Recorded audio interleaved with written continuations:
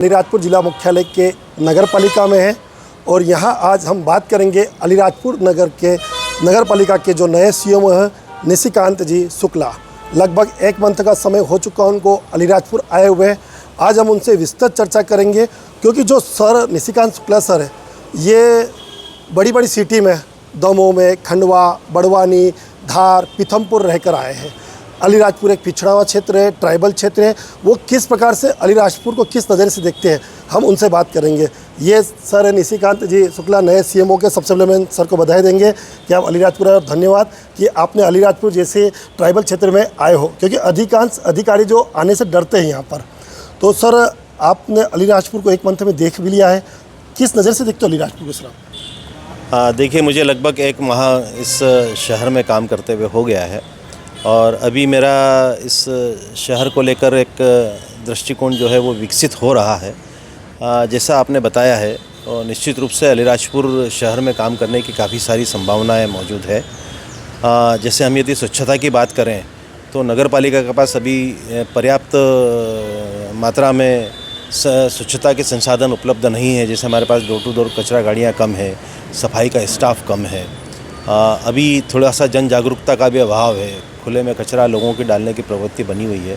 पर जैसा आप देख रहे हैं हम लोग एक महीने से लगातार सफाई अभियान में लगे हुए हैं और अब कुछ बहुत हद तक शहर साफ़ होने लग गया है।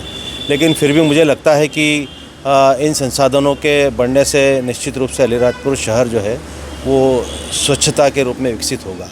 अभी चूँकि पौधारोपण का समय चल रहा है और मध्य प्रदेश सरकार के निर्देश भी हैं, तो हमने बृहद वृक्षारोपण की भी योजनाएं बनाई हैं।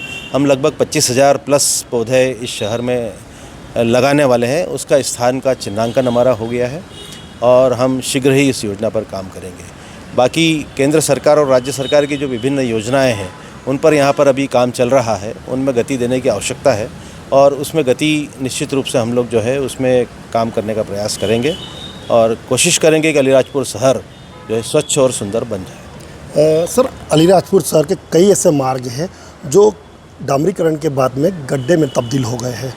कहीं ना कहीं दुर्घटनाएं घटती है।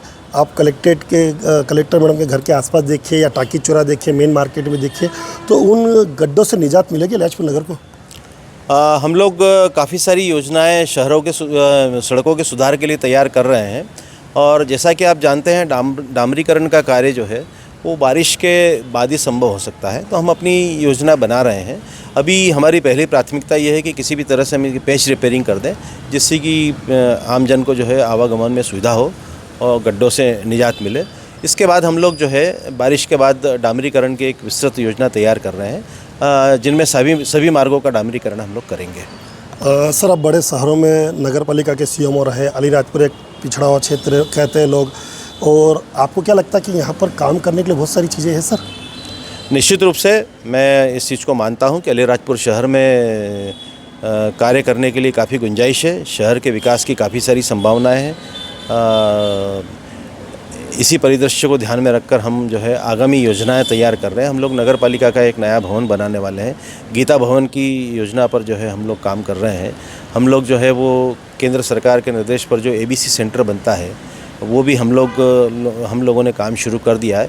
इस तरह की काफ़ी सारी योजनाएं यहाँ पर जो शॉपिंग कॉम्प्लेक्स के काम बन पड़े हैं आप देखेंगे हम लोगों ने वो भी काम शुरू करा दिए हैं। शीघ्र ही इन दुकानों की नीलामी करके हम लोग आय का अर्जन करेंगे और उस राशि से शहर में विकास के कार्य कराएंगे। सर एक था कि आपने कहा साफ स्वच्छ और सुंदर अलीराजपुर बने।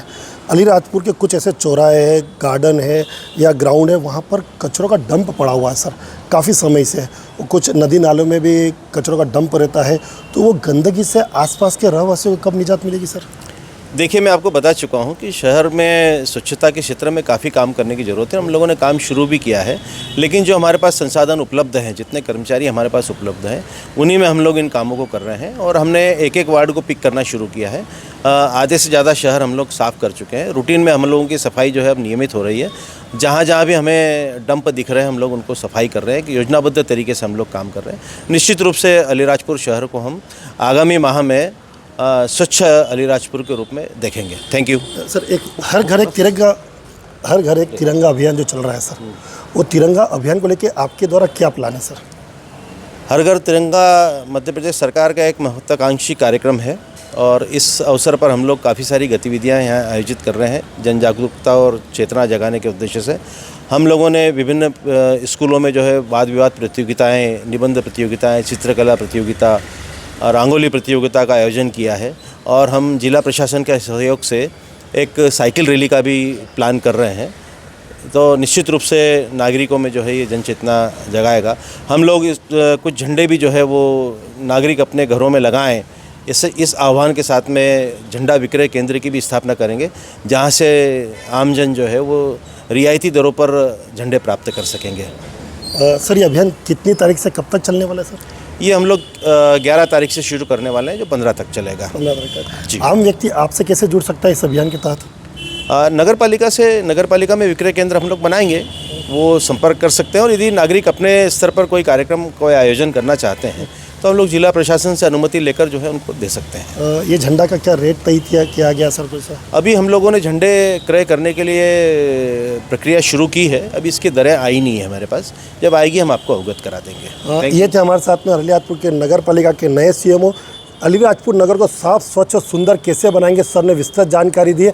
आगामी दिनों में इनसे और बात की जाएगी। हालांकि सर को आए हुए 1 मंथ हो गया, 1 मंथ में इन्होंने नगर के अंदर लगभग कई नालियां साफ़ करवा दी है, रोड को रिपेयरिंग का कार्य भी शुरू कर दिया है। राकेश चौहान, आरा न्यूज़ के लिए।